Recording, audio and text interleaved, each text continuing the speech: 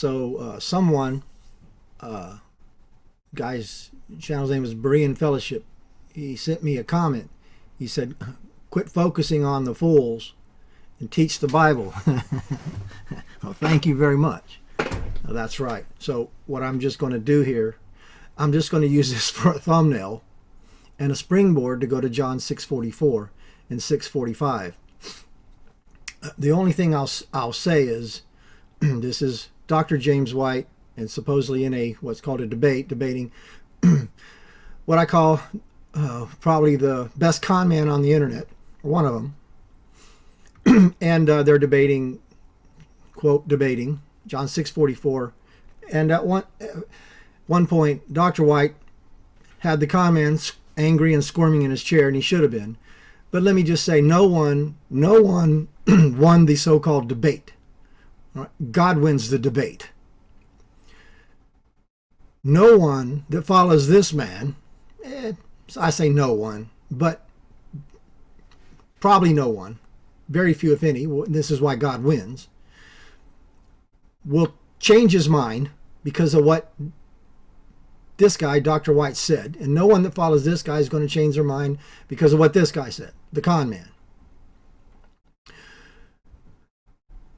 If I don't debate anyone in private. So I'm talking to someone, if I'm talking to the doctor, dentist, someone at the grocery store, and they don't want the truth, I walk away. But in a public forum, something recorded on the internet, this is determined for the purpose of God to reach the elect. Doesn't matter what they say. God uses it to reach the elect. And even James White will tell you, he's not here to convince the other guy of nothing. He's here to spread the truth for the saints, for the edification of saints. It's very good, Dr. White. That's good. So no one wins but God. Now, that's all I'm going to say about that. So now but let me say, my problem with the Calvinists, and John 6:44 is about predestination. See, that's what this guy hates, predestination. But let me say, the Calvinists, they always gloss over predestination. They say predestination, they say the hearing ones are predestined. But then what are they predestined to? To conform to the icon of Christ, zoomorphos, with morphing. And it's not like they don't know it, but they gloss over it. Dr. White never mentioned it. And I listened to his talk about it. He never mentioned it again either when he went over John 6:44. But I will. Because that's what predestination is about conforming to Christ. And that's what John 6:44 and 6:45, that's what the whole Bible's about, conforming to Christ. So we're going to go to the verse, and we're going to learn some in detail Greek here. I'm going to take my brother's advice. We're going to go there. We're going to see that. As my pastor says, the Calvinists preach predestination light. It's like Bud Light. It has half the calories. They don't get the whole thing. They just mention death to self, daily cross in passing, when that's what it's about. So let's go. No man can come to me except the Father which has sent me draw him, and I will raise him up on the last day. It is written in the prophets, and they shall be taught of God. Every man therefore hath heard and hath learned from the Father will come to me. Now, just about every Christian that I've ever heard, they'll read this, and they'll see, well, God drew them, sat them down in front of Christ, and there it is. No. No. He didn't draw them and sit them down in front of Christ, and then that's it. And then they have to accept Christ, or that was the end. No. Death to self, daily cross. It's daily. Daily drag. Daily learn. Daily taught. I don't know about you, but I have to be dragged every day against my will. So, no man has sent me except the Father draw him. So no one has the power to come before Helco.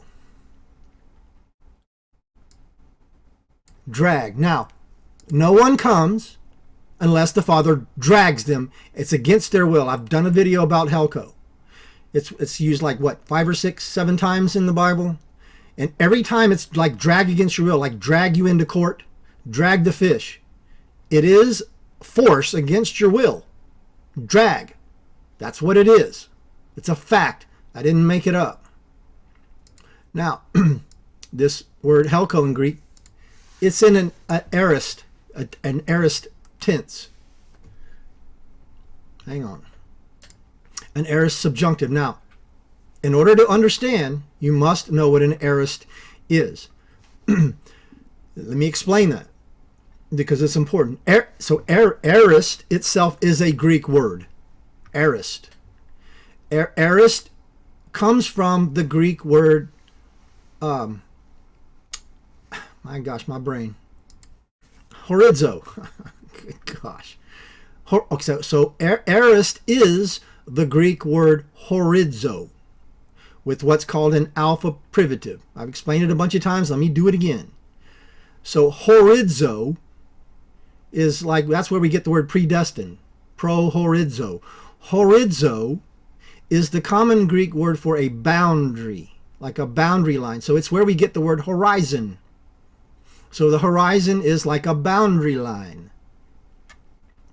And horizon is, Horus and zone, sunny, light, like a boundary of light. And it has what's called an alpha privative on the front. An alpha, if you look in the lexicon, sometimes it'll say from neg part of one. So let me explain that, because if you look, everyone should have an interlinear, and if you look and you see neg part of one, so neg means negate or negative, part of one referring to the first letter, alpha.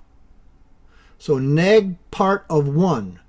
So they put an alpha, the neg part of one, in front of the word horizon or horizo or boundary, and gives it the opposite meaning. It negates it. Neg part, negate, and gives it the opposite meaning. So it's like if in English we say the word typical, and you put an A in front of it, means not typical. So horizo means not bound, or no boundary, or no light on the boundary. No light on when it is. So in Greek, the aorist, they make you figure it out by the context. An aorist can be future. It can mean something in the future. It's not bound. It's bound by the context. So this is an aorist subjunctive. It's subjunctive to the drawing, or when God draws. Well, when does God draw? It's not once. It's constant. There's your death to self daily cross. Jesus is always talking about death to self daily cross. That's what it's about, being conformed to Christ. That's what the predestination is about. And Jesus is talking about predestination, being conformed to him. God drags. A man does not have the power to be dragged himself. He has to be dragged daily. Death to self daily. It's not a one-time thing. It is written in the prophets. He's talking about back in the Old Testament, Isaiah or Jeremiah. And they shall be taught of God. And that's this Greek verb right here. It's a being verb. It's a future verb. So what he's saying in the Old Testament, he's talking about what Jesus is going to do. Or what will happen. It's a future. That's a future tense. What will happen. Not what happened. But what will happen. What will happen is death to self daily cross. They will be taught. All be taught. All in the future be. Didache. That's where we get the word doctrine. All indoctrinated. And that's an adverb. All didache. Didaketoi. So that's an adverb. It's describing all that are dragged will be taught. Daily. Death to self. In the future will be taught. So it's not just going back in the Old Testament and talking about the Jews in Israel, because Hebrews 10:1, what's happening when Jesus comes, what happened in the Old Testament what happened in the Old Testament was the outline of what is to come. And this is future. This is now what is come. So Jesus isn't just teaching what happened to Israel as just a factoid. He's saying this is what is now. This is what is going to come, and this is what has come.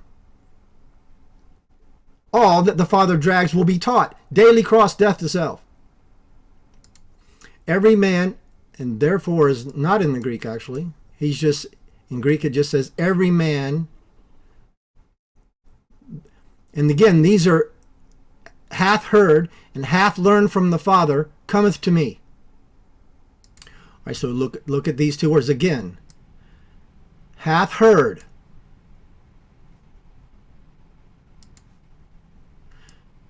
Hath learned. All right, so this is the Greek word for hear, and it's an aorist participle. So, okay, a participle has the word part in it. It's like part of another word.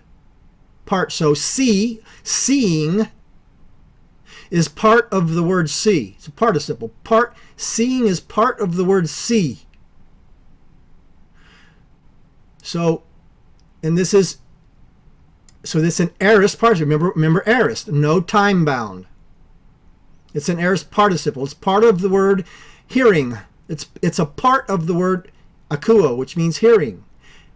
And mathon, so it's part of the word mathetes, which is where we get our word mathematics.